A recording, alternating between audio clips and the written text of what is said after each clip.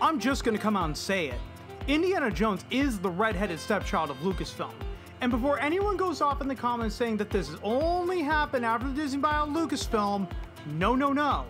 This abandonment goes back further than when George Lucas even thought of selling off Lucasfilm to Disney.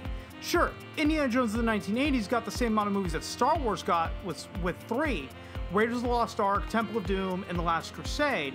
Star Wars still received more attention than Indiana Jones on a whole lot of fronts afterwards.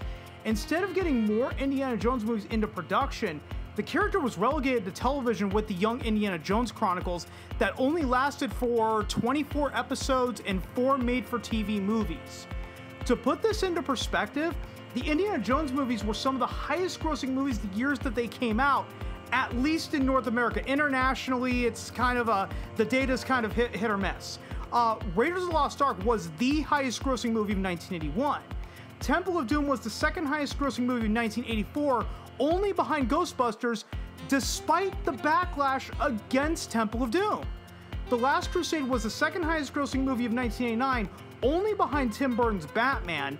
Even Kingdom of the Crystal Skull was the number 3 movie at the box office in 2008, behind Iron Man and The Dark Knight, despite the 19-year gap between sequels. These movies were huge when they came out, so why did it take until 1992 for Indiana Jones to come to TV?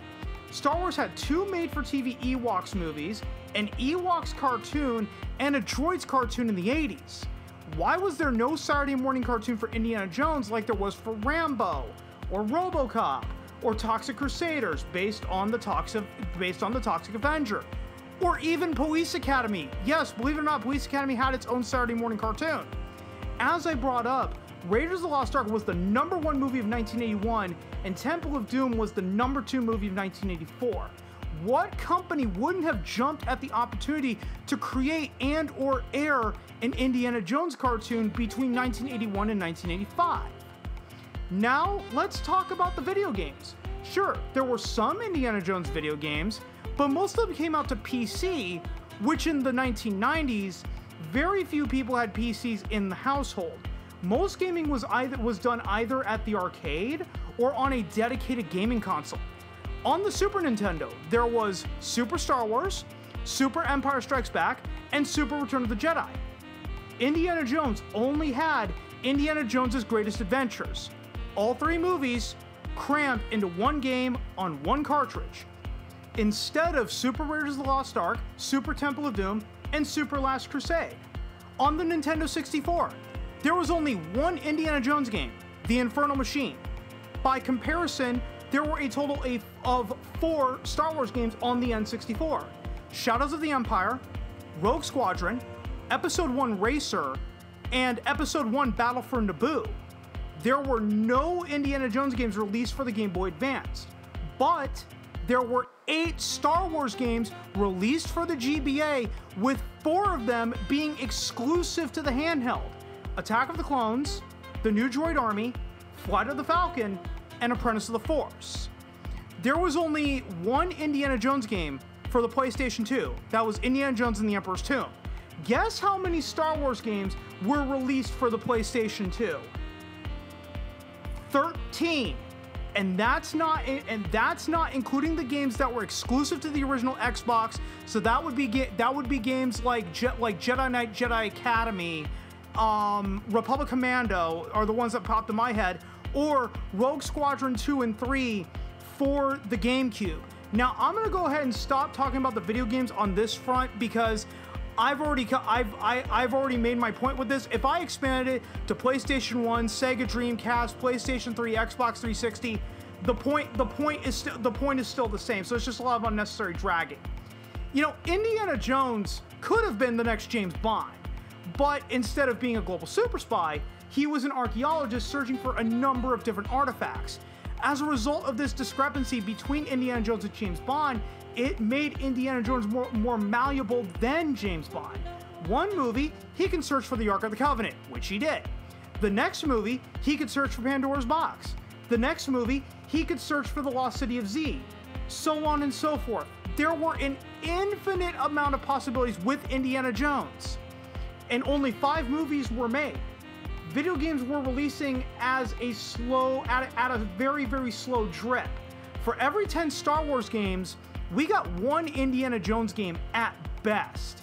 And if you go back and read the production history of what would become Kingdom of the Crystal Skull, George Lucas had the script written by 1994. But both Spielberg and Harrison Ford rejected it outright. Instead of finding a new director and finding a new actor, the idea was just put into limbo for the next 14 years. Even the wait between Temple of Doom and Last Crusade was 5 years. That was longer than the wait between Raiders of the Lost Ark and Temple of Doom at 3 years. And no Star Wars movie released further than 3 years apart, with the exception of the prequel trilogy, but I'm referring to Star Wars, Empire Strikes Back, and Return of the Jedi, all released within 3 years of each other. At some point, you have to wonder if Spielberg, Lucas, and Ford really cared about making Indiana Jones the next James Bond. Who knows? Maybe if Indiana Jones was a bigger franchise, would George Lucas have even sold Lucasfilm to Disney in 2012? Why would Disney buy the movie rights to Indiana Jones back from Paramount if they themselves weren't going to do anything with them? Bob Iger originally said that The Dial of Destiny was going to be the last Indiana Jones movie, and then walked back those statements later at the Cannes Film Festival in 2023. All in all, and I know that I've been rambling, Indiana Jones is the red-headed stepchild of Lucasfilm's catalog. It's really disappointing seeing how each of the Indiana Jones movies, with the exception of The Dial of Destiny, were huge at the box office when they initially came out.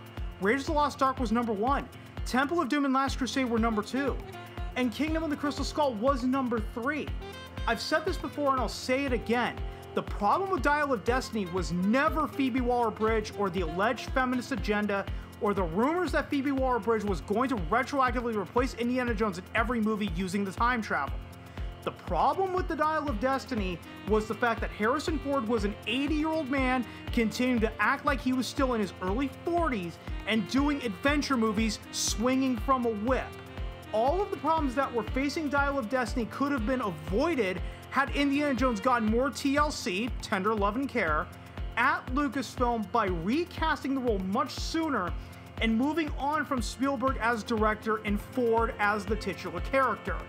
History may have turned out differently if Indiana Jones was treated by his creators with the same way that the fans had treated him since 1981.